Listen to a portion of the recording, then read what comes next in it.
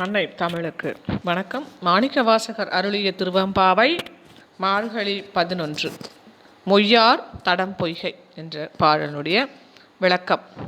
கோயில் பணிப்பெண்களை கேட்கும்போதே இந்த பெண்களின் ஐயம் தெளிவுபடுகிறது. இது சிவஞானத்தின் சிறப்பு எனலாம். இனி நாம் பெண்கள் தாமரை குளத்தில் நீராடும் காட்சிகளை காண்போம். வாருங்கள் வாருங்கள், வந்து நீராடுங்கள், கனிகூர்ந்து பெருமானை பாடுங்கள் என்று பொய்கையே அழைப்பது போல் பூக்களின் மொய்க்கும் வண்டுகள் ரீங்காரம் செய்கின்றன. குளத்தை கண்டதும் முகேர் என்று ஓசை எழும்படியாக தண்ணீரை கையால் அடித்து குடைந்து நீராட வேண்டும் என்ற ஆசை உண்டாகிறது.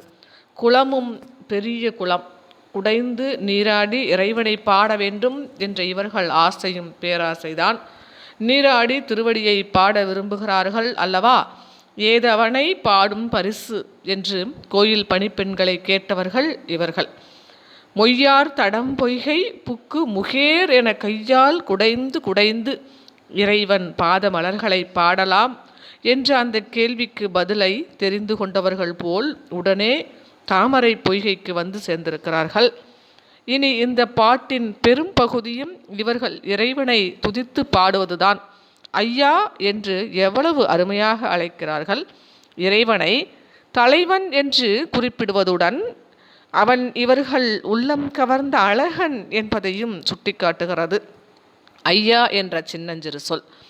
ஐயா வழி அடியோம் வாழ்ந்தோம் கான் என்கிறார்கள். இதுவரை அவன் அருளால் வாழ்ந்து வந்தவர்களை இனிமேலும் எய்த்து போகாதபடி அவனே காப்பாற்ற வேண்டும் என்பது இவர்கள் தாமரை குளத்தில் இப்போது செய்து கொள்ளும் பிரார்த்தனை. தலைவனாகிய சிவபெருமான் ஆட்கொண்டருளும் திருவிளையாட்டை குறிப்பிடுகிறார்கள். அந்த திருவிளையாட்டினாலும் திருவடியை சார்ந்த பெரிய பெரிய அடியவர்களைப் போல் இந்த இளம் பெண்களும் திரு அருளாகிய பாக்கியத்திற்குரிய நெறிகளையெல்லாம் அடைந்து உய்த்து நிற்கிறார்களாம். உய்வார்கள் உய்யும் வகையெல்லாம் உய்த்தொழிந்தோம் என்கிறார்கள்.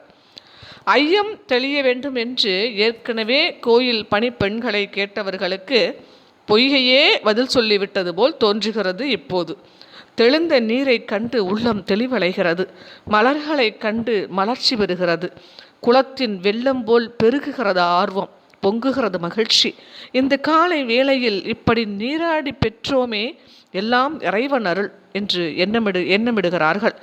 இப்படி அருள் சுரந்த ஆண்டவனை முன்னிலைப்படுத்தி எதிரே நிற்கும் ஒருவனை அழைப்பது போல் அழைத்து எய்யாமல் காப்பாய் எமை என்று பிரார்த்தித்துக் கொள்கிறார்கள்.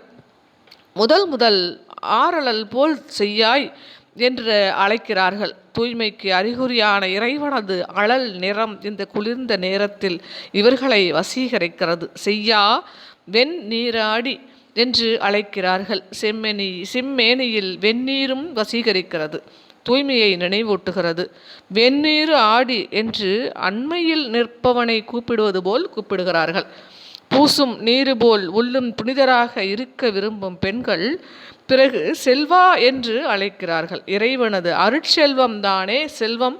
செல்வமும் களல் ஏத்தும் செல்வம் செல்வமே என்ற உண்மையை உணர்ந்திருப்பவர்கள் அல்லவா இறைவனை அம்மை அப்பனாக நினைக்கிறார்கள்.